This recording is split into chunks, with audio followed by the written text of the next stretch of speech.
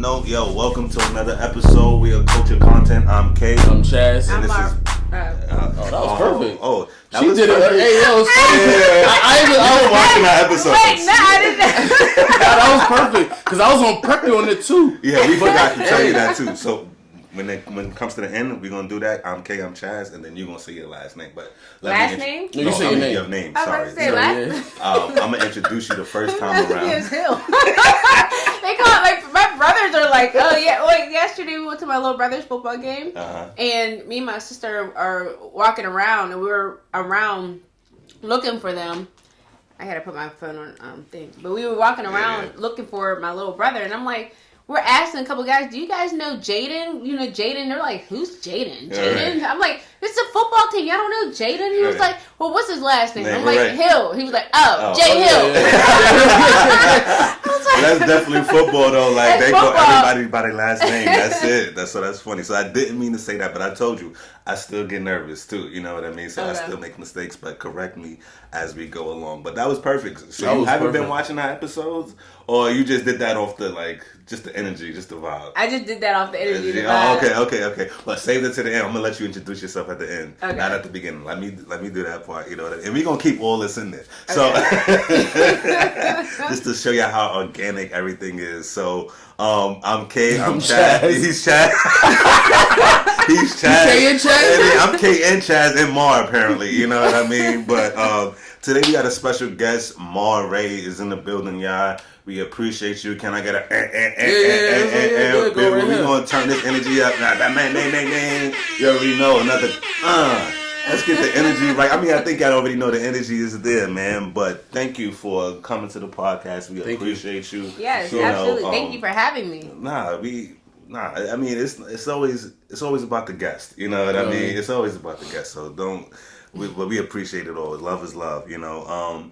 But we got a special episode talking about real estate today, man. Mm-hmm. We already told y'all we want to bring out the best quality information, you know what I mean, for the culture every time, all the time. So we're going to get into it because we want to talk about generational wealth, building that wealth, and getting ahead. We want Starting a million. We want to retire early, you know, get out the rat race, all the above. So, of course, we had to bring you Marrae to further advance your knowledge on that. So, without further ado, Marrae, thank you again. You know, so tell us about yourself. You know what I mean? Yeah, we got the buzzer every time. You know what I mean? They lucky if you don't got a DJ. Just know what's coming. You know what I mean? They lucky if you don't got a soundboard and a DJ. Right? Because we be going crazy like DJ D-Ray. Yeah, so we're upgraded. Once we upgrade, it'll be better. We have to bring you back for that. So, so how are you feeling today? Let's talk about that. Look, the energy is like amazing here so far. I'm already having fun, so I'm good. You know, I'm good. I'm having a good time. That's what we want. That's what we, that's what we want our guests to have. Just a good time every time, you know. So, tell us about yourself. How you got started in real estate? Why is it your passion? Like, what even led you in that direction? And yeah, take it away. All right, so it's a long story, but I'm gonna try to shorten it up. Hey, we got time. So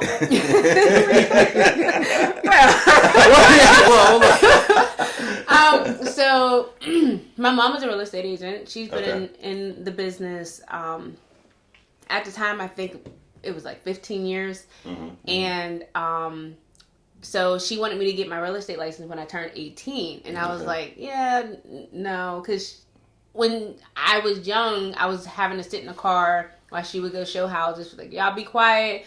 We at McDonald's. And then her and my dad owned like 30 investment properties. So we had to go and clean the investment properties. So I didn't necessarily see the glamorous side of being a real estate agent. So I said, no, that's not something I want to do.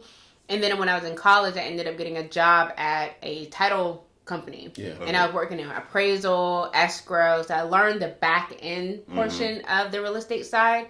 And then I was watching HGTV a lot. $1 Million Listing Agent. I watch HGTV to this day. House Hunters. And I was like, that's it. That house. How much is that? That house is worth what? Right. And it was like I was engaged in it, and HGTV got me so excited about it. So then I went to my mom. I was like, I want to be a real estate agent. Like, that looks so much fun. Yeah. And so she gave me all the information to get my real estate license, and I got my real estate license in 2013. And 10 years in the game, and I'm just loving it. So then, not only am I a real estate agent, I'm also an investor. I also am a property manager. Yeah. We said it's gonna go up at any time. Don't let it fool you now. And then I ain't gonna start you. And then I'm a notary, and I'm licensed in PA and Maryland. Okay. So you're originally from Maryland? No, I'm originally from Pittsburgh. Okay. You just I'm just expanding. Just expanding. Okay. And that was the moment you realized, like, this is a lucrative business, basically. Yes. So once you realized that, were you still intrigued with the hustle and bustle of it, like because the day-to-day project management is different from the actual sell date, right? Obviously, it takes you a couple months probably just to get up to that point. So the construction, dealing with the contractors, like, you like that stuff now. I love it. I love the hustle. I love the bustle. I love you have your high moments, and then you have your low moments, We're always excited for the high moment, but there are times where, like, our clients don't get the house. So they're crying. We are their therapists. We are a shoulder for them to cry on. And then you work so hard. There's times where you work so hard, and the day of closing or the week of closing, the deal falls through. Damn. So the heart hurts. Like, not only for us, but for our clients, because, they worked so hard. They went through their inspections. They went through their appraisals. They went through all this underwriting process. And, there are times where the lender, they might have messed up on something, or, the buyer might have did something, unknowingly have done something, or knowingly. And, they end up losing the house, and it's just like, it's sad, but at the end of the day, it's like, things happen, and, we just got to kind of consult with them and, understand, like, this is not the end of the road. You got to keep, moving forward. And I had 2 deals so far fell through, and the buyers were just in tears. Well, how does that even happen? Like, because you go through a whole process before the closing date, right? Obviously, I get your money right, get your credit right, everything should be in tip-top shape, and you said inspections, walkthroughs, all of that. Like, what happens, like, the week of before closing date that will make the whole deal fall through? So I'll give you an example of what just happened. Recently, I had a buyer, and everything was going smooth at first. The lender wanted her, she was originally approved for FHA, and the lender wanted her to switch over to conventional, but she needed to get her credit score up to a 680. And she was, like, just below, I think she was at, like, a 675 or something like that. And, she was working hard to pay off whatever she had to pay off. But when she was paying off stuff, that was taken away from her amount of money that she had to bring to closing. So, like, the debt to ratio, it was, like, kind of messing up? Or? Well, no, it wasn't her debt to income, but she 20%. Was paying off her credit cards or whatever, so she can get her credit score up, so she can switch from conventional or FHA to conventional. But it was taken, when she was paying off her debt, she was using the money for her closing costs, and then she ended up not having enough funds to close. So then, the appraisal ended up coming in $5,000 less than what we were offering. So then we had to go back to the seller to ask them to come down on the purchase price. Right.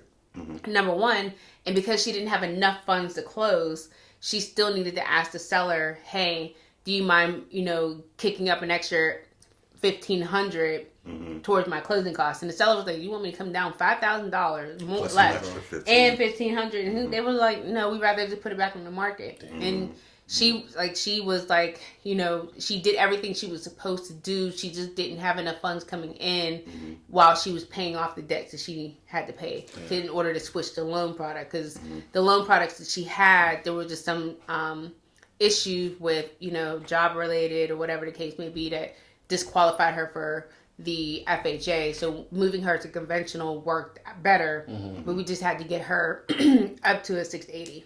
So, first of all, I got a 2-part question. Talk about the difference between the FHA loan and then the conventional loan. And then talk about cash is God, King. And can you talk about, like, obviously we know cash is king, right? And it just supersedes, but you don't want to be in those type of predicaments. And it's what, 20, is it still 20% down payment?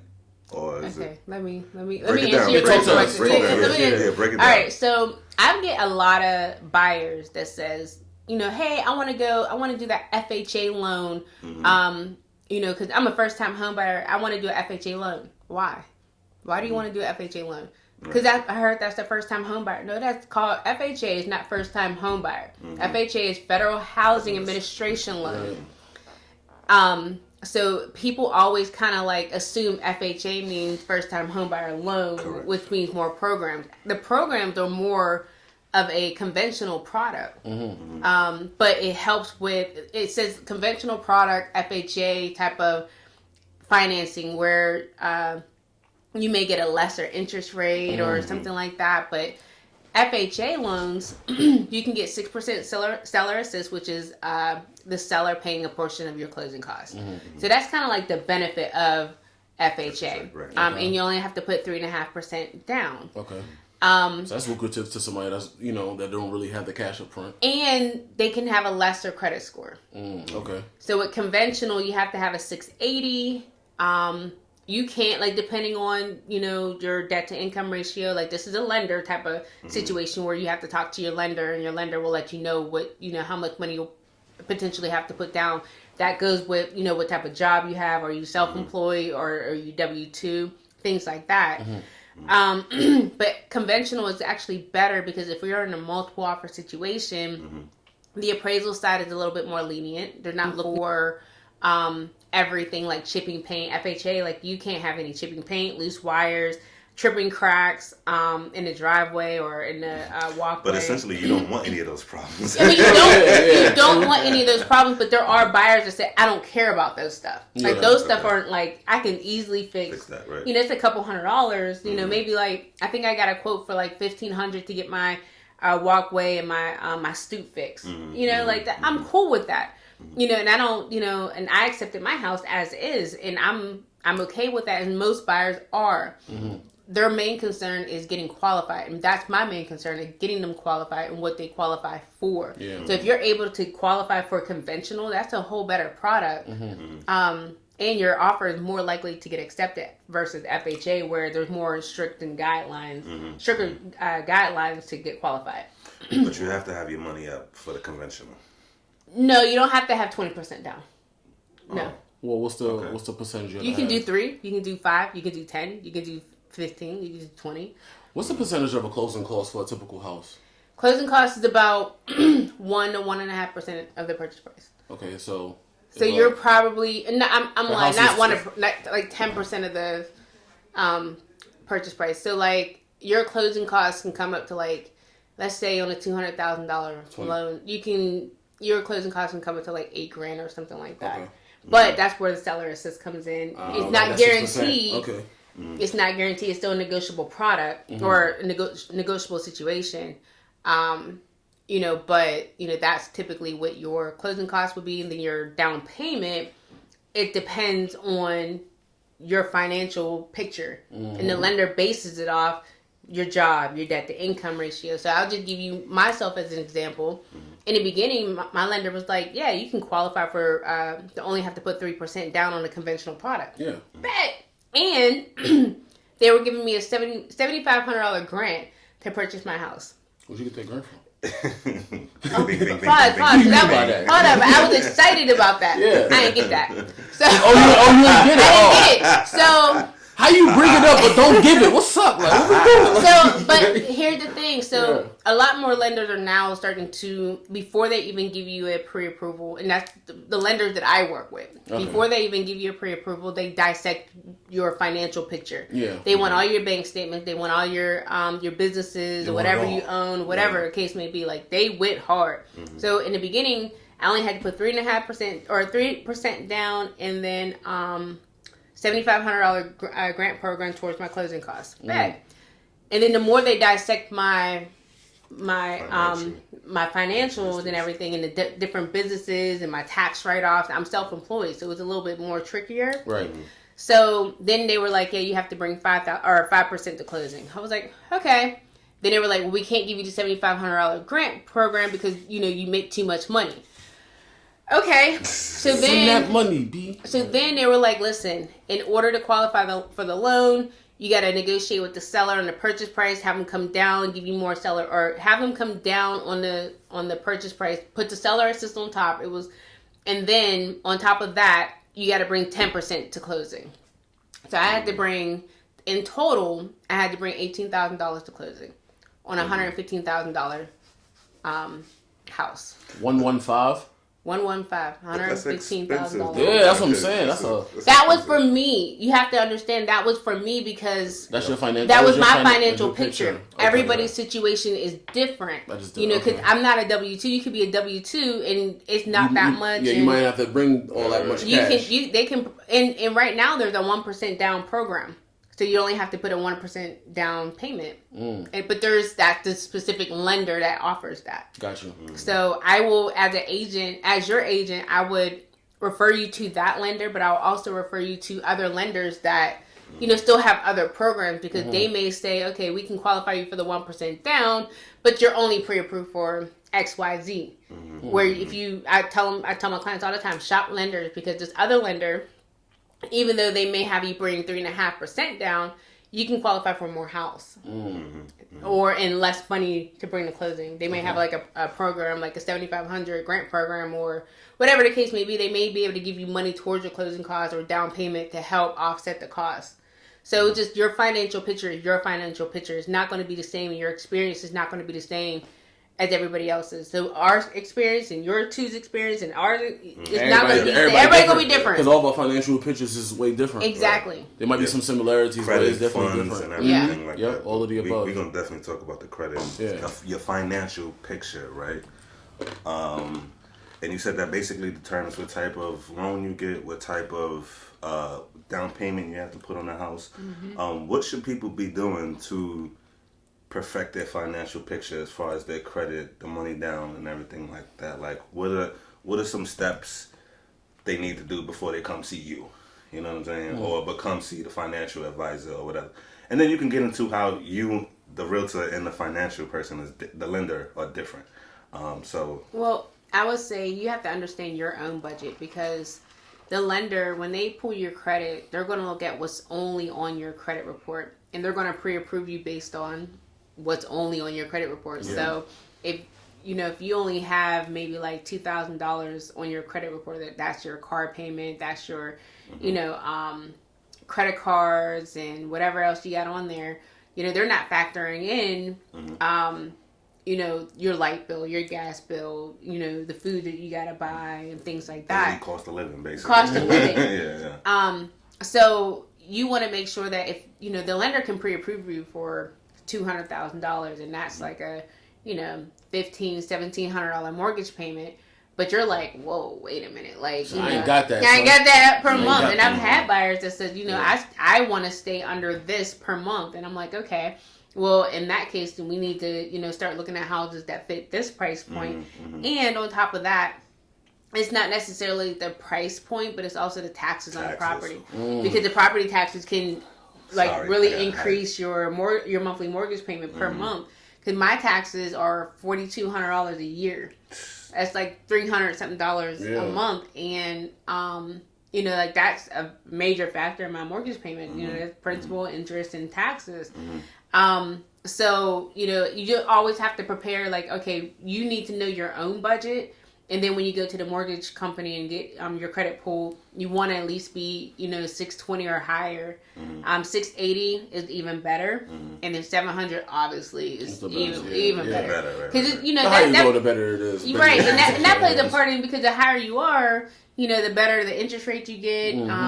It's just like there's more opportunity out there for you when it comes to qualifying. And it's just more. Right. And then so you learn your budget, you get pre-approved, and then that's when you can just start going out and house hunting. But I would not recommend house hunting until you're pre-approved, because you can say, I know I can qualify for a certain amount of purchase price. Until they run them numbers. Look, I'm a real estate agent, and I've been a real estate agent since 2013. Even that my fault. That's 10 I ain't joints. got that. Hold on. Yeah, I ain't 10 got that. joints. You was drinking water. You know what I'm saying? You was partying. Throw that 10 years again out there. But even when I first wanted to buy a house, which was in 2017, I was looking at $200,000 houses because I can get into these houses. Like that's me. I'm a real estate agent, so I can look at them. Man, my lender was like, so we can qualify you for $89,000. I was like, I was like, what? I was like, I make good money. Right. But on paper, you don't make enough. Right. Wow. I was writing everything off, and I was like, well, I don't want Uncle Sam. He was like, well, either you want to owe Uncle Sam or you want to buy a house. Which one? I was like, Pick your poison. All right. Well, so I stopped writing a whole bunch of stuff off, which... damn if you do, damn if you do. Yeah. So I ended up starting to owe Uncle Sam more and more. It started going up and up and up just so I can qualify for a house. And then finally in 2020, when I finally purchased my first house, and then after that bought 2 more. And I was just like, I worked so hard to do that, but as a buyer, as a home buyer, you don't realize how, for some of us it's hard to. Not hard to do, but we worked so hard to get there. So. I got a question. So how does student loans play into the fact of your financial picture? Because I know a lot of people, especially like me, I got student loans, like, I got multiple. Like, I got undergrad, and I'm about to have my graduate loans. Shouts out to me, graduating in a week. But, gang. That boom, boom, boom. Right. But no, how does student loans really affect somebody's financial picture, or does it not?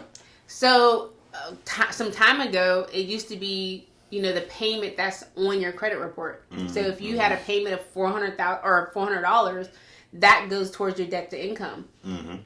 But now they're using like a 1% of the total loan amount, because sometimes they will do, or they'll take, like if you're on a income based repayment plan, they'll take that payment. Okay. Okay. So that's how they try to factor it in as of now. So what if you're buying a house at the moment while you're in school? Basically, it's no payments are being made to. But there is a payment on there, so they'll still take 1% of that. Okay. So whatever's on there. From my understanding. Yeah. From my understanding. Because technically, right now, I'm looking for a house. Got you. But no, She got a realtor here. Right? But no, at the same time, I am still currently in school, technically. Right. So like, I just wanted to know like how would that work? Yeah. From my understanding, I could be wrong, and I'm not that agent that knows everything. I would have to get my lender just to double check. Yeah. However, I think they still take that 1%. Or depending, because your loans would be deferred. They're in deferment right now. So that's why I say I think they'd still take that 1%, because you'll end up, or they may look at how many years left you have in school to understand when you will start paying. When you'll start to have to pay these loans back. So you'll have obviously a full amount on how much you owe them in the end. Exactly. So therefore, then they kind of like figure it out. All right. It's like if you're gonna be on the IDR income. So it's even like a car payment. If you only have 10 more months left on your car payment, they're not going to count that because it's going to 3. Thank God. All right, sorry. Look, I miss a lot of big time. Yeah. Hold on, We all got wins this year. Like, let's go. Yes. Count them up. Yes. I didn't mean to interrupt you. My bad. No, but you're good. But yeah, that's like when it comes to student loans, I think right now it's still 1%. It used to be like what the actual payment of the loan was, and now they either use the 1% or what the income, whatever payment plan you're on. They use that. Okay. Yeah. Okay, so you mentioned taxes, because you mentioned everything, the financial picture. You mentioned what you need to do. Part of what you need to do to prepare to have a conversation and sit down with you. But when I bought my house, what I never factored was the taxes. Okay, can you speak on, like, when you're searching for a house, what are certain things you need to look for? Right, like I was looking for square footage, and then I learned the hard way that I need to be looking into these taxes because it's not always, because you're still the house that you want is the house that you want. So I always tell buyers, you have to, when you're looking for a house and you got a criteria, you gotta know what your non-negotiables are and what your wish list is. Like, okay, these are non-negotiable. I need a 3-bedroom. I need a 2.5 bath. Yeah. I need a yard because I have a dog. Right. Fenced in, I can fence it in myself. Right. You know, these are certain things that you know you need. A wish list is like, I want a gourmet kitchen, but I want a 2-car garage. I want a 2-car garage. Now listen, I can possibly get you a kitchen. It's big. It ain't updated, but you can update it and make it gourmet. You know, like I'll give you that vision. And not everybody has that vision. So as your agent, I'll walk through the property with you and I'll try to give you that vision that it could be. Because Pittsburgh is the market, the houses here are old and dated. Correct. So what you can't just have the mindset is I want a completely updated, renovated house. Well, you may have to pay a lot more money to get that, where you can spend a little bit less and update it yourself and increase the equity into your property. Yes. Yeah. So I try to give my buyers that vision. But also, like, as your agent, you should look at the taxes, but I'm looking at the taxes and making sure that, you know, the taxes aren't $6,000 a month. Yeah. If it's $6,000 a month, I'm like, you might need to look at something else, because right. that's really going to affect your mortgage payment. But that's where the financial advisor, the lender, the loan officer. So I will always, if you really like the house and the taxes are like $6,000, like, okay, let's see if you can qualify for it. There may be a chance that you won't, but that you may be in an area where the taxes are just ridiculous, like Wilkinsburg, Penn Hills, like out east, for whatever reason, the taxes is just crazy. But we always pay attention to the taxes, and if you want to make an offer, I always have it. That's why I always send you to a lender that I trust, so I can say, hey, we want to make an offer on this property. Can they afford it? If they can't afford it, you know, what type of offer can we make, especially if we're in a multiple offer situation? How can we win this bid? Right. So we strategize and we come up with different game plans on how we can win that bid. Yeah. Okay, that's good to know. Yeah. So we spoke briefly, obviously, about how to correct your financial picture, right? Speak on your Wind Down Wednesdays, and how do you prepare buyers just for that? Okay, so Wind Down Wednesday is just coming Wednesday. And we're doing it in one of the properties that a good friend of ours owns. And we want you guys to get that home buying experience. And we're going to take you on a tour of this property. And we have a lender coming to speak about the financial piece of it. We have a title agent to speak about why it's important to have title insurance. You have us as a real estate agent. My family is all in real estate. You have my mom, my sister, my brother. We are there to educate you on that home buying process. My mom is going to teach you about credit and why it's important to budget and build up your credit. And food, and of course wine, because it's Wine Wednesday. You know, we need to wind down a little bit and just pour education into you.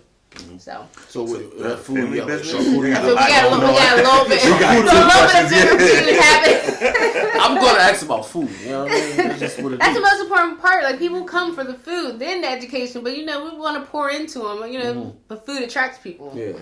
That's unfortunate, because the knowledge is just as important too. Knowledge is way more important. Knowledge is way more important, Yeah. but it, you know, sometimes you gotta, you know, dingle Entice something in people, front of them, yeah, entice them Got you. on reasons why you should Dingle come. a carrot. I got you. I got a chicken wing for you. To come get something that you need. Wings and wine, like, that's like, you know, come on. That's clutch.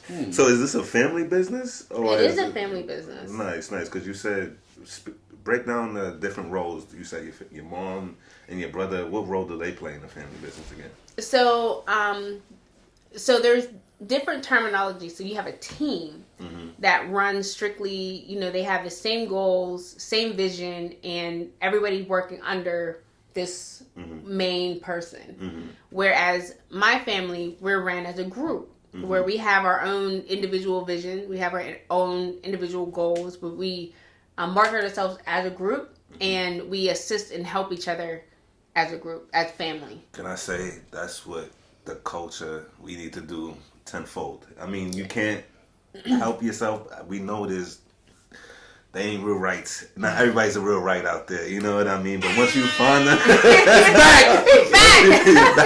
or once you find that respectful group of people that you can trust, man, you need to capitalize on it and build on it every chance you get. Like, so. And I'm going to be honest, working with your family is not easy. You know, we got me and my mom, we bat heads sometimes. Me and my sister bat heads. It's just females. It's just family. But at the end of the day, my dad is like the ring man. Like, he's like, are you sit in your corner? You sit in your corner. Let me hear your side of the story. All right, kumbaya. Are we good? We good? All right, back to work. Let's go get this money. Yeah, man. Let's all get Cash's check today. Right? You know what I mean? Let's go enjoy Wine Down Wednesday. Exactly. You know, go have some wine. Yeah. So I got so talk to us about the different products there are for first-time home buyers, and where does a VA loan come into that? I know VA loan is strictly for veterans. Right. So like talk to us about the products that can for somebody that's looking to buy a house in the market now. So VA is 100% financing. So there's no down payment when it comes to a VA loan. You still have to pay your closing costs, but again, you can ask the seller to pay a portion of your closing costs, as long as there's no other multiple offers, and because obviously if there's multiple offers, you got to strategize on that. But there are several different home buying programs out here to help and assist with closing costs and down payment assistance. Like I said earlier, you have the lenders that are offering the 1% down payment program. There is a own PGH program out here that's $90,000, $45,000, and the other one is $55,000. That's 90? No, 50,000. 45 and 45 is 90. My math ain't mathing sometimes. That's why we got him here. Right? So it helps with your purchase. It helps increase your purchase price. So I have a client that she was only approved for $120,000, but we found a house and offered $135,000 for it. So that grant program covered the difference. Okay. And it covered some of her closing costs. But we didn't have to ask the seller for any closing costs because the grant program was already covering that. So it was $90,000, and it just you have to buy in the city though. That's the only thing. City of Pittsburgh, not Allegheny County. Not Allegheny County, City of Pittsburgh, and Mount Oliver doesn't count. Okay. Well, that is the City of Pittsburgh, but why that? Because they have their own police borough. If they have their own police, it doesn't count. That's crazy. It's crazy, right? It reaps the benefits on one thing, but not on the housing side. That's you're in the City of Pittsburgh as far as the school district, but they have their own police and everything, so it just doesn't count. I found that out the hard way. That sounds like redlining to me. That's a lender thing. That's a lender thing. We're gonna get into that. You know what I mean? But for time's sake, let's just move this a little bit move it forward. So for first home owners, right? Would you recommend a single family or multi-family? Well, it depends on what type of situation that you're in and what type of, because you can have a family, and right now buying a multi-unit isn't, feasible. You need a single family house, or you may be an individual like me. I now own multi-family properties because I'm an investor now. But my first house was a single family because I wanted, something at the time to raise me and my family in. So it just depends on what your situation is and what you're looking for. Would you recommend? But in the same instance, though, if you had a duplex or something like that, your family could technically live on one side and you could rent out the other side. Well, it depends. It depends because if you have yourself and 3 kids, and a duplex is 2 bedrooms, 1 bath. Most duplexes you have 2 bedrooms, 1 bath. To find a 3-bedroom is a bit more challenging. Finding a multi-unit. So like I said, it just depends on your family, how big your family is, and things like that. Now getting into an investment, once you buy your single family and you want to get into investment, multi-unit is the way to go. Obviously, I bought 2 of them, and I'm looking to buy a triplex next. But it really just depends on your current situation and where you're at. So me, if I would do it the way I did it. That's how I wanted to do it because I wanted to own a single family. But somebody else, I've had clients that said, my first house, I want to do house hacking. I want to live on one side, rent out the other. Yeah. Right. Like that works for them. Okay. But for me, I didn't want to be, neighbors with my tenant. Right, that's me still. Like in year one. In year one, I've already been living, coming into being a homeowner. I've already lived in, a couple duplexes, and I didn't want to have to share with my neighbors or my tenants or something like that. Like, I'd rather just own a property and be away from my tenants. I had another question in regards to that, right? So, technically, if you get a like a duplex, right, you live on one side and get on the other side, do they have to know that you're the landlord? Or can you set up like a virtual, like a... They're gonna know. You know what I mean? No, I'm just saying, I'm here, they call me, I'll just fix this thing, or, like, how does that work? So, there is a way to do it. So, I tried it, but it was harder for me. Because I'm a property manager too. Mm-hmm. So, with my tenants, I treated them just as the same as property manager. Like, I'm running things. So, like, I did let them know that I am the owner and I'm running things, but I'm running it as, like, my normal property management business. They have to go pay through the system. They have to, go through the system whenever there's, any issues with the property, things like that. But as a homeowner, you don't have to let them know that you're the owner. You can just, send them a letter. Hey, this is your new property manager. This is who's handling it. And you can act like the property manager. But I think that would be hard to do because you live right next door. I mean, I think it can go either way, right? Because like you can basically just outsource everything, right? Yeah. So say I'm the landlord. I'm the person that owns it, and you're the tenant. And like Kay's a property manager, I could just literally go everything through Kay. Exactly.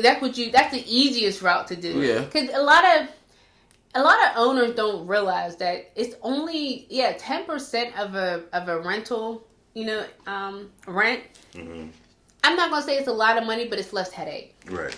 You know what I'm saying? Like, it's worth it to outsource it. Mm-hmm. Like, it's worth it for somebody else to cut my grass as opposed to me doing it. Because if I do it, it's not going to get done in a timely fashion. And all my neighbors going to be knocking on my door like, excuse me, everybody else's grass is cut but yours. We need to get something telling you not, now you bringing the property value down. Right. Of the area. But so I always say time is money.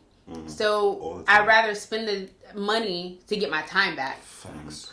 Honestly, say that again? If it's landscaping, I'd rather spend the money to get my time back. Stop trading your time for dollars, man. Right. That's it. That's not Stop trading time for dollars. That's not what it is. But to your point though, like it's gonna be hard because like if you outsource it, right, and the HVAC person comes to the home, right, and they say, "Oh yeah, let's come fix this," and then they're like, "Oh, I gotta build the next door neighbor." Not only that, you yourself can't help.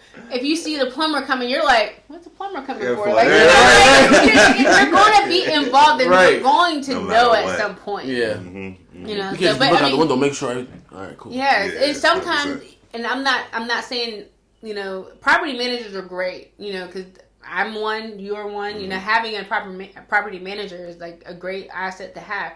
But you do have some bad agents. You have some bad property managers, and you may end up with a bad property manager where the tenant's like, "Excuse me, like I'm not getting anywhere. The issues that I've been requesting to get fixed aren't getting fixed. Right. So you might end up dealing with that headache anyways. So but it's good to hire good property managers, that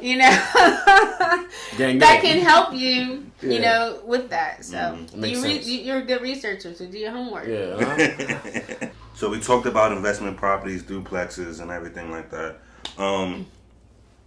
So I have a rental property, but I'm bumping my head a little bit, right? Okay. I'm trying to get into the next investment, but. One, can you explain the difference between a conventional loan versus an investment loan, right? And then what's the minimum you can borrow for an investment property? Twofold question. I had to hit you with it. Well, I'm going to answer the second part. Okay. The minimum that you can borrow really determines the type of the lender that you go with. You have some lenders that allows you to borrow up to 75%. And other lenders, you have 80%. It really just depends on the lender that you go with, and I'm not gonna say the type of property that you have, but I think it's just the lender that you go with. So you can the difference between a conventional loan and an investment loan. Conventional, you're buying something that you can put some work into it.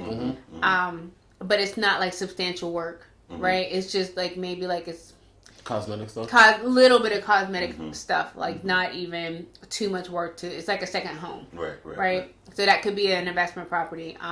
And if you're, let's just say you're buying an investment property.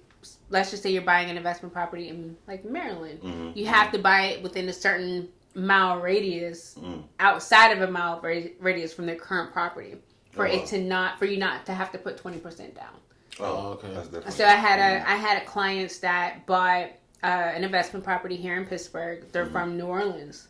They only had to put 10% down, even though it was considered an investment property. It was in a different state in miles away from where they currently live. So it's based off your residence, basically. That right. Determines, so that plays a factor. And they just use a regular conventional loan to do it.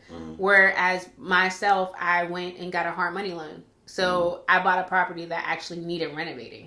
So with my hard money loan, they gave me the funds to purchase the loan, and they also gave me the funds to rehab it. So, but do they give you the full amount, or? So on my first one, so you have to know the scope of work, and the scope of work can't be way more than what you're purchasing it for. Right, because that defeats the purpose. Right, so if like you can't just go and buy a $30,000 property and it needs like $130,000 worth of work, it's just that's just too much. The math is not mathing. Right, the math isn't mathing. So on my second property, I bought it for $70,500. The one side, all I had to do was paint. They move in ready, so that I moved the tenant in as soon as I bought it. And so like that was covering the mortgage payment. And mind you, when you do a hard money lending loan, like you're paying a high interest rate. So my interest rate for that one was 11%. So but they gave me $30,000 to fix up the second unit. Nice. So that helped me renovate the kitchen, put the new carpet in. That helped me update the bathroom, all the plumbing, the electrical, things like that. And those are like safety stuff, right? Plumbing, electrical, like those are stuff that you should look at when buying any property. Any property, you want to get a home inspection. Yeah. Okay. Don't buy it without it. Yeah, get a home inspection. But, obviously if you know what you're doing, then okay. But for the most part, you want to know the ins and outs of a property, get a home inspection. So that was, so they gave me, I bought it for 70, they gave me 30. It appraised for 157. Nice. So, and then my mortgage, when I refinanced it, my mortgage payment was $899 or $889, and I was getting $1975 in rent. So your money. Yeah, that's it. So that was but that money you still had to do other things with. Yeah. Well, Well, she paid off the mortgage each month with the rental. Yeah, so one side was paying the mortgage, the other side I was pocketing. I renovated it, so I didn't have to do any other work to the property after that. So that was money that I was pocketing. But that other $1,000 that I was paying, that I was getting, I was paying my other mortgage on my first duplex that I bought. So. Yeah. So the first duplex. You probably pay the other property. Pay the other property. So the first duplex that I bought it, and I held on to it for a little bit because it just needed so much work, and I didn't know if I really want to just sell it or put the work into it. I ended up getting a business line of credit on it and fixing some of it up, and then I put it on the market, and I was just like, it just needed so much work. I did not get a home inspection on this. My dad is a contractor, so I was just like, he knows what to do. Right. Cool. I'm a real estate agent, but like I know I've seen things, and I was just like, oh, my dad can do that. Oh, my dad can do that. And then my dad went to the property. He was like, why would you buy this? I would have told you no. And I was like, well, can't you just fix it and just I was in daughter mode. My dad was in dad mode, and I wasn't in real estate agent mode. Business mode, right. And then my dad was like, ticked that I actually bought it, but we figured it out. I ended up getting refinancing it through a hard money lending loan. My interest rate was 13%, and then I renovated the entire thing. I put it was a 1-bedroom on the first level, 1 bath, and 2 bedrooms, 1 bath upstairs. Nice. So I got $825 and then $945 upstairs. So my mortgage payment currently on that is $899. No, $900, somewhere around there. So one side is paying for it, and the other side I'm getting like $825. But like you said, you want to reinvest that, have that pay for another expense or bill. Have people pay off your expenses. You never want to put your own money really back into it. Right. So then now, you know, I had after it was all finished and everything, I got tenants moved in. I was getting ready to refinance. But then the plumbing went. And this is the thing that people don't talk about. I mean, we talk about it, you know, but you hear more about the glitz and glamour of, you know, building wealth and owning properties. But, you know, when you own properties and, you know, you still got to pay taxes, you got to pay your property taxes. They're due every year. You got to deal with the issues in the house. It just happens, but that's the part of building wealth. So the plumbing, the tub kept getting backed up. I'm like, why is the tub getting backed up? And then the tenant was like, well, now the toilet's backed up. I was like, I don't know what's going on. So I had a plumber go over there. They snaked it out. It was cool. And then it happened again. I'm like, I'm not understanding why this keeps happening. Had a different plumber go in and actually camera it. And he said there was a light bulb. A light bulb that was blocking it. And I was like, all right, How a light bulb I was like, just break it. It's a light bulb. Just break it. He was like, it's plastic. So now I have to dig up the cement in the basement, cut out the pipe with the light bulb in it, and then repipe it, and then re-cement it. $1,800, and I was like, but that's the part of being an investor. You do have to take care of these properties. You can't just be a slumlord and just think, oh, I just got a property, put 10 in it, and not take care of it. Right. So, you know, I fixed it, and now I'm starting to receive that residual income and getting ready to refinance it into a conventional loan. So the hard money was good for me to be able to invest, or to be able to purchase it and invest in rehab it at the time. At the time. So now that I'm done, it's completely renovated, rented out. Now I'm going to refinance it into a traditional conventional loan. My mortgage payment is going to be lesser because the interest rate is going to be lower. Yeah, we had a property. It wasn't a light bulb, but a hammer. Stuck in the sewage line. What even happens? We don't know. You never know. Like, there's a lot of times that because you live in your property, that would never happen. But now that you have investment properties, there's a tenant living in. They're like, how does that happen? That's crazy. This is how they built the property. Somebody was either smoking or whatever, forgot. I don't know what be happening, but it just be the weirdest things that happen. Like, or you bust open a wall and then you see a whole bunch of cigarette butts in the walls and stuff like that. You just never know what people doing when they build a house. But even as a homeowner, like we have to take care of our house, right? Homeownership, I'm not going to say it's easy, but it is building wealth to your future, right? So my AC went. I gotta pay. I do have a home warranty, but my AC unit was so old. I mean, like I think the unit was called like Frederick something. They don't even make it anymore. It was like built in. It was. They were selling back in like 1970s. So they were like, we can't, even with a home warranty, we can't give you the full value of the AC unit because it's so old. So we can only give you $500. So that means I got to come up with the remaining balance to get it fixed.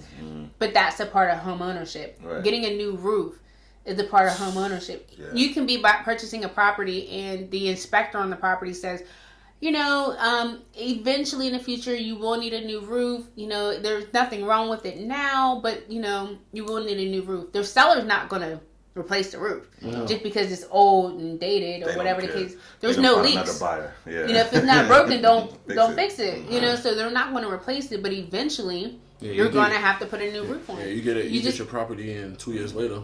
Yeah, like these are certain things you just gotta, you know, be aware of when you're becoming a homeowner, and it's not to deter you from. Did I say that right? Yeah, deter. Yeah.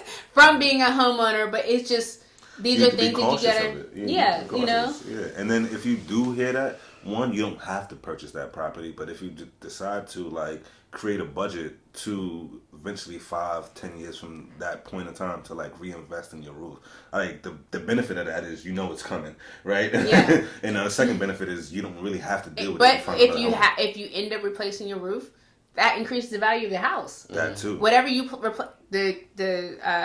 if you switch out the appliances, increase value. You switch out the flooring, increase value.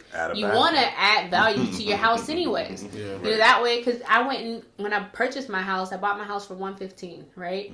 I went in there, I renovated my kitchen, I renovated my half bathroom. My house is now worth $220,000. Double. Nice. Almost. So you Almost spoke double. about, And now, I mean, I owe way less than. I think my loan amount was like 94. So you talked about just reinvesting into your home, right? So how does someone use the equity from their home to purchase another property after you've upgraded and done all these appliances, bathrooms, roofs, you name it? So how does that? So process the equity line of credit, you may hear it as a HELOC, home equity line of credit.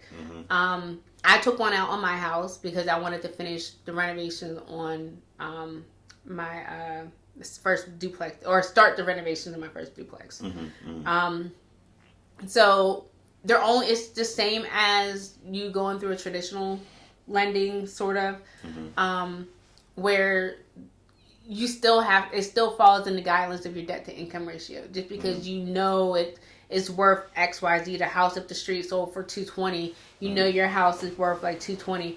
However, they're still taking a HELOC out on my house. You know, I just like examples, you know, to better make people aware. But so taking out a HELOC, they're still going to look at your debt to income ratio. So it doesn't matter if you're sitting on $100,000 worth of equity. You know, they're still going to factor in how much money you make, you know, how much debt you have. And that determines, they're going to give you 75% of that. You know, so they're not going to give you the full amount. So, in the beginning, my first one I took out, I was only able to get $10,000 out. Second one I took out, I was able to increase it to 20 or 28. So, you know, because I made more money. Right. So they were like, okay, you know, so I can increase it if I want because I'm sitting on $100,000 worth of equity. So you can take that money, and if you qualify for the hard money or an investment loan, and you can use that money as your down payment. Some people just take that money out and use cash, you know, but it just depends on how much you can get out of it, to just utilize the cash. But remember, you still got to put money into it. You still got to put work into it, because if you're buying a $50,000 property, it's going to need work, right? Sure. So, I mean, it just really depends on the situation, the type of property, your financial picture. All that still plays a factor. And when you're ready to buy a house, don't go and buy a new watch from Apple or new whatever. Anything that's going to hit you, don't buy it. Listen, once you're pre-approved, don't do anything with your credit, because that is where people get hung up the most. It's like, oh, I can qualify for a house. And then when they're going through the process, they find a house. They're like, oh, let me finance furniture. Well, wait a minute. Why would you do that? That affects your debt to income. They pulled your credit. Now you have an inquiry on your credit report. And now you have a new payment that goes against your debt to income ratio. You don't want that. So, you know, if you gotta buy furniture, wait until after you close, because you'll have furniture and no house to put it in. Right. Think about that. So there will be situations, like I've ran into situations like that. Like even after the fact, I had a client that purchased a duplex a couple years ago, and the first thing he did, he went to go to a furniture store and tried to finance furniture, and I was like, why? How would you think you can finance furniture right after you bought a house? Make it make sense. But there are situations, you know, people that have the good credit and the good financial picture, they can do that. But there's some people who work so hard just to purchase a house. They think, okay, now I got a house, I can go finance furniture. It's just not best practice. Look, it sounds you're gonna be living in your house with no furniture for the first month. I did. It's okay. You still got the house, though. You still got the house. You got a place to go home. You don't want to be comfortable on that plush sofa outside. Like, that ain't working. So I got a question. Like, how does I know you don't necessarily deal with redlining, but have you ever dealt with that, or how does that affect the whole grand scheme of stuff when you're looking for a house? I personally have not dealt with redlining. I say that because as an agent, I build strong relationships with certain lenders that you know help me help them. You know, so all of the lenders that I work with, they're very informative, they're very communicative, and they're going to help my clients no matter what nationality, no matter what race, no matter what gender. They're all, you know, that's the whole fair housing. You know, there's no discrimination. And you even talk about fair housing, age, sex, gender, and all that other stuff. So like, we don't discriminate over here. So I don't deal with lenders that do that, and I take that back. I've dealt with a lender that only wanted, and it wasn't necessarily redlining, but he only wanted to work with clients that were higher end, but higher end, what do you mean? Like they were not ratchet. Yeah, no, not less ratchet. That's what that means to me. No, higher end was more so like they can qualify for more like over $200,000. But as soon as but if it was like 100,000 or 120, he really didn't want to work with them. And I get it sometimes. Like you have those agents out here that only deal with luxury housing, but in my field and in my demographic, like I deal with people who want to deal with our culture. Right. I deal with those who want to buy $20,000 houses, and I deal with those $50,000 houses, 100, 200, 300. I work all price points because that's where we're at. And I don't want to limit myself as of right now, because right now I'm not in Pittsburgh. I'm not tapped into the luxury side of things just yet. But I like to work with my people. I love to see the smile on people's faces when they work so hard just to get approved for a house, whether that's 20,000, 120,000, 200,000. Like I literally had a buyer that went through their own PGH program. She qualified for 135,000. She cried in the house because like her current living situation where she was at, she was dealing with roofs and leaks in the roof, mold. She had like infestation. Like she was dealing with so much, and to hear that her offer was accepted, she was in tears. Yeah, that's life changing right there. Life changing, and I was so happy for her. And those are the type of clients that I love working with, because it's just putting a smile on their face and knowing that they're about to do something different for their family.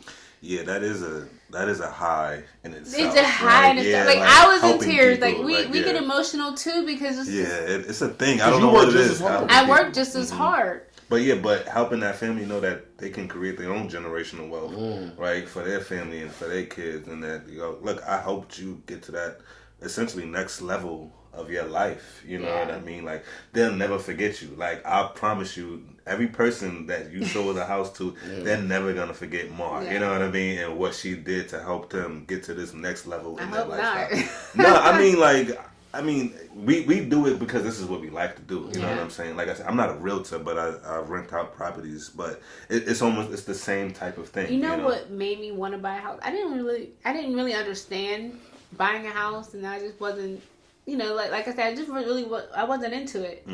When I got into real estate, and maybe like the first couple years of being in real estate, I got jealous of my clients because they were at the closing table in tears, excited, and they're homeowners now. That's an amazing accomplishment, especially in our culture. Right? Sure. So seeing that, and just I wanted that same feeling. I wanted to feel that excitement. I wanted to be a homeowner. The first house that I made an offer on, the day before Thanksgiving, my deal fell through.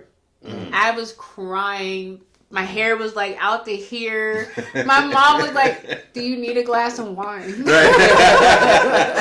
like, "Are you okay?" I was like, I'm in tears because I'm telling her, I was so excited. I'm telling everybody about this house I'm about to get.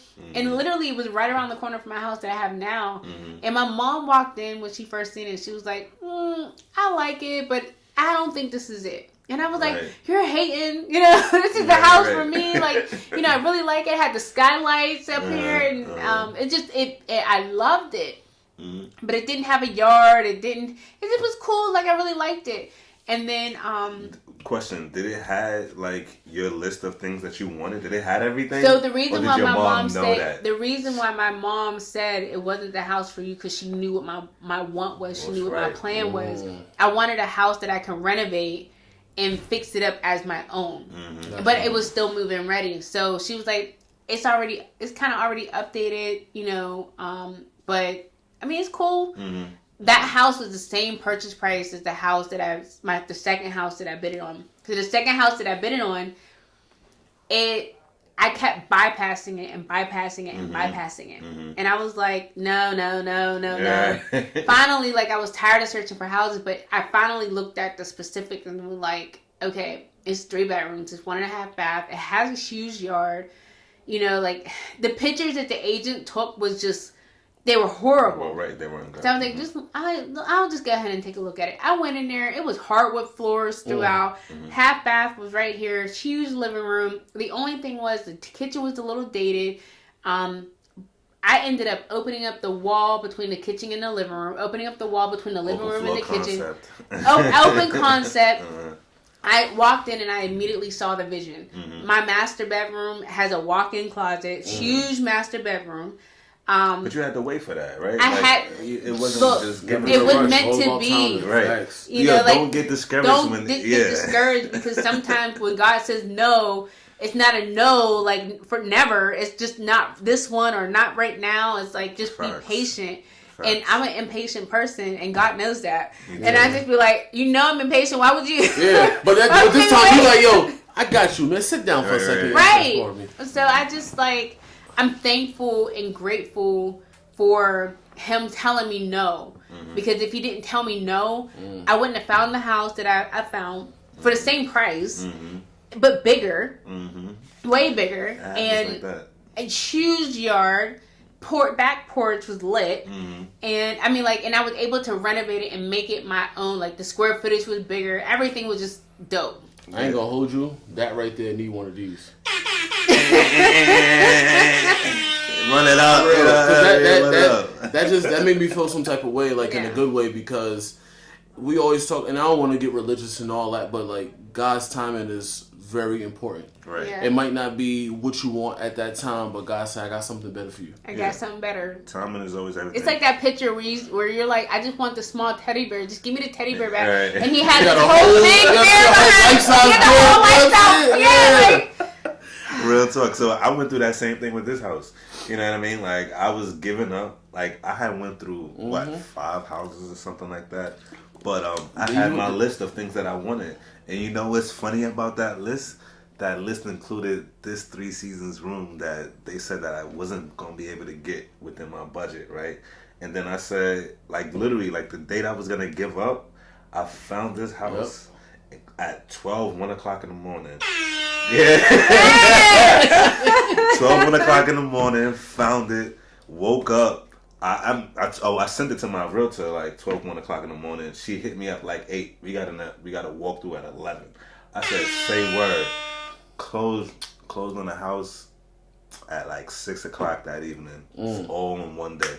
Just like that. Within 24 hours. Well, yeah, but everything else. I remember you was about to get you say that, bro. Man, when you feel like you gotta give up, it's almost. It's right there. Just got to keep going. Right. I always thinking about that culture content game. I mean, not culture content game. We need one. But the gold digging thing. On Instagram and everything. It's the diamond is on the other side of it. And you just did before you chip away at the last one and you want to give up. Keep chipping away at that. So... that was wonderful, man. Don't give up. Keep striving. Don't stop. And what you want is out there. Whatever they say you can't have within your budget, just wait patiently. It's gonna seem like forever and an eternity, but I promise you, if you wait and you patient and you have faith, whoever your faith is, you know what I mean, it will happen. Facts. Hence, Mar has seen it 100 times over with the people she's helped. Right? Word. So, facts. boom. So I ain't gonna lie. Yeah. There wasn't enough time today. There wasn't enough. We got so much more to talk about. So much more. We got through. We were talking about this quickly off camera. We probably asked 2 of the 10 questions apiece that we wanted to ask you. Yeah. So with that being said, we're gonna have to bring you back. All right. We want you here. I'd be happy to come back. Yeah. We always encourage good vibes and good information. I mean, it's always about the quality, not the quantity. You know what I'm saying? So, we appreciate you for pulling up to the podcast. And the fact that we didn't even have to really ask you questions, we just kind of you were just super giving out information. I hope y'all appreciate that too.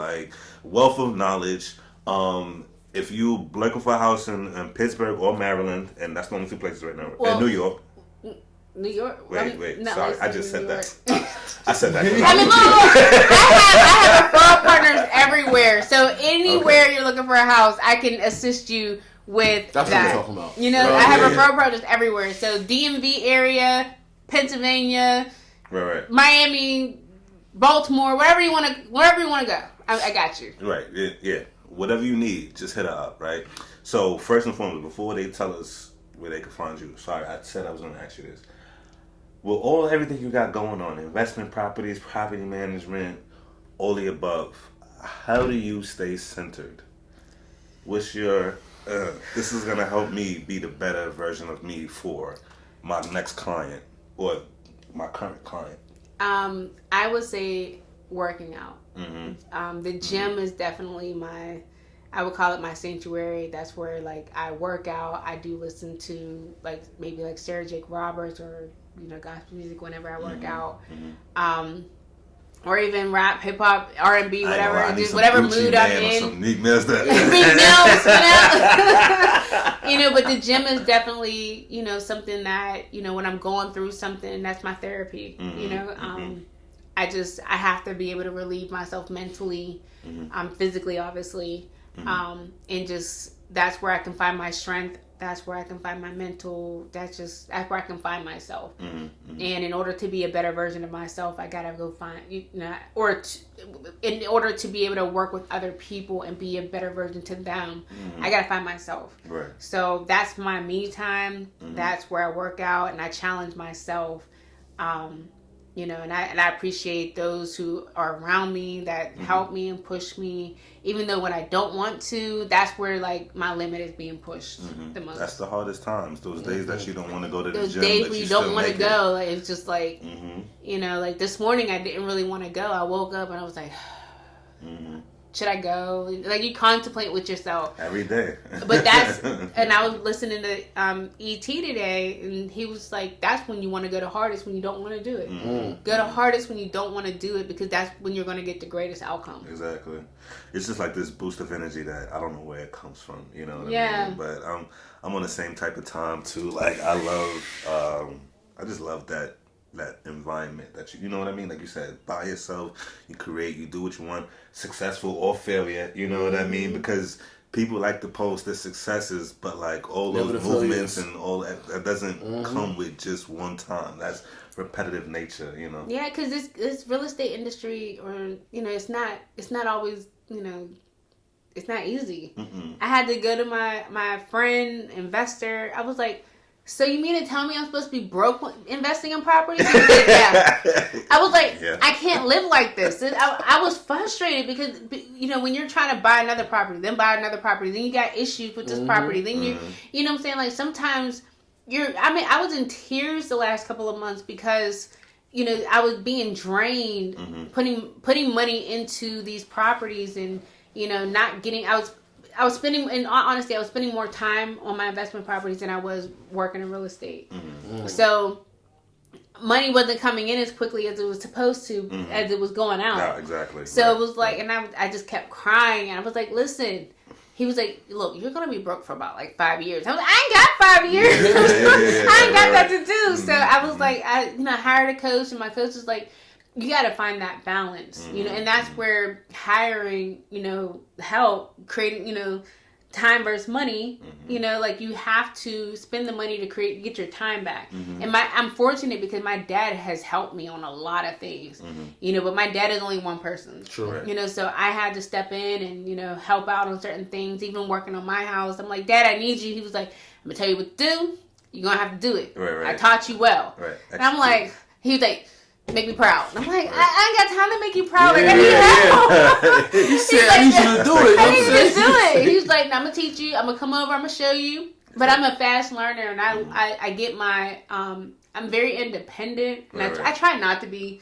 But I got it from my dad because my dad has taught me how to fix stuff. And, I, built a, redoing my half bathroom. And, I'm working on my basement. Like I'm really like working, and I'm just like, if I didn't have my dad, like my dad is like my rock. Thank you for teaching me everything I know. I still need your help. Right. Hey, shouts out to father for that one. Yeah, shouts out to pops for that one. He's an amazing father. Yeah, but that's that tough love you need. You know what I mean? That because is tough if you love. go through it yourself, you won't need him for the second time around. There's one thing my dad always says. He was like, "I'm not gonna be around forever. I'm not gonna be around forever. So you're gonna have." It's a hurt piece. It's the truth though.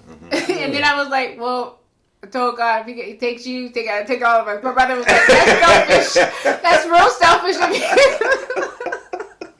Hilarious. Just take everybody. Right. I love it. So, like I said, for time constraints, I'm sorry, but we got to move forward. Okay, yeah. What's next for you? Mm-hmm. What's the plan?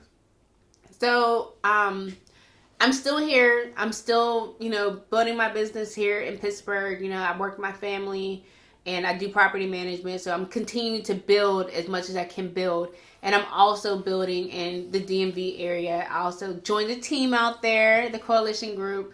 Bang, bang, bang, bang, bang. And so I'll be working with them soon and building my business in the DMV area and just, continue to venture off into new opportunities. And, I'm an entrepreneur, so I'm always looking for opportunities no matter what. So, yeah.